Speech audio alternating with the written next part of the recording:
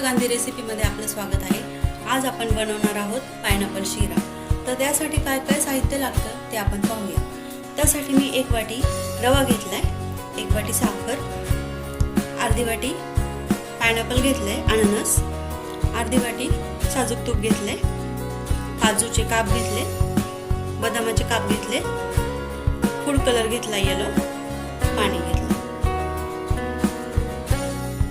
आता आपण एक मिक्सरचं भांडं घेतलंय, त्यामध्ये आपण हे अननसाचे काप टाकून घेऊया। थोडंसं पाणी घालून मिक्सरमधून बारीक करू।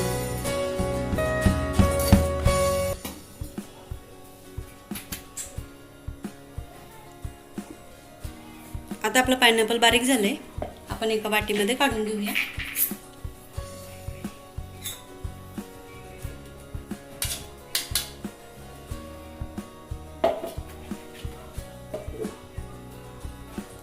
आता आपण एक पातेलं पाणी घेतलेलं आहे, ते आपण गरम करून घेणार। कोमट थोडंसं पाणी कोमट करायला ठेवलंय आपण।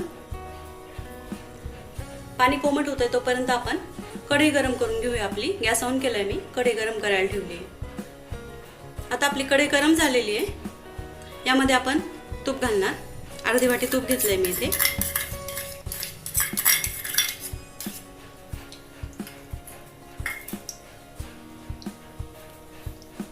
आता आपलं पाणी कोमट झालंय, आपण गॅस बंद करूया। आता आपलं तूप गरम झालेलं आहे मैत्रिणींनो, आपण त्यामध्ये रवा घालणार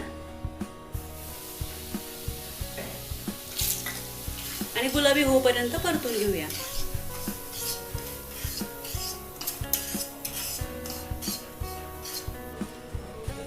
आता आपला रवा छान गुलाबी झालेला आहे,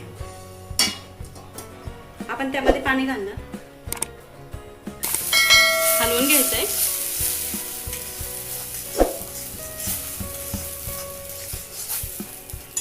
यामध्ये आपण मिक्सर मधून काढलेले पायनॅपल आहे ते टाकूया,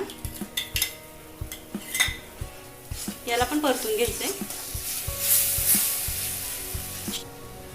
पाण्याचं प्रमाण रव्यानुसार कमी जास्त होऊ शकतं, आपण अजून थोडंसं पाणी घालूया। शिरा हाताला मऊ लागला पाहिजे, म्हणजे आपला शिरा तयार झाला असं ओळखता येईल।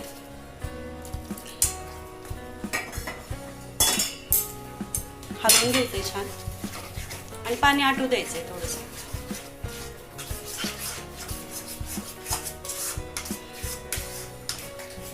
मीडियम गॅस केलाय मी।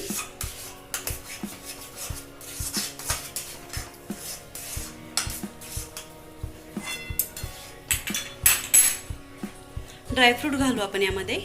काजूचे काप, बदामाचे काप,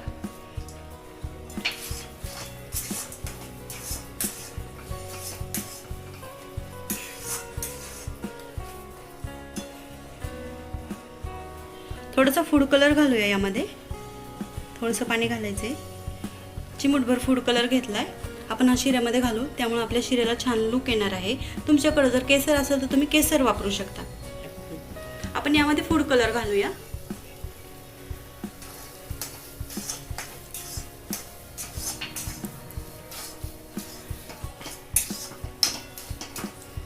आता आपण साखर घालणार यामध्ये,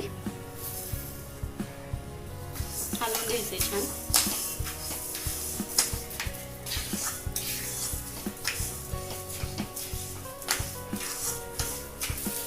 आता आपला शिरा तयार झालाय मैत्रिणींनो, हाताला पण असं सॉफ्ट लागतं एकदम। आता आपण एका भांड्यामध्ये काढून घेऊया।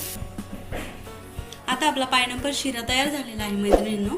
तुम्हाला जर माझा व्हिडिओ आवडला तर व्हिडिओला लाईक करा, सबस्क्राईब करा, शेअर करा आणि बेल आयकॉनवरती क्लिक करा। थँक्यू।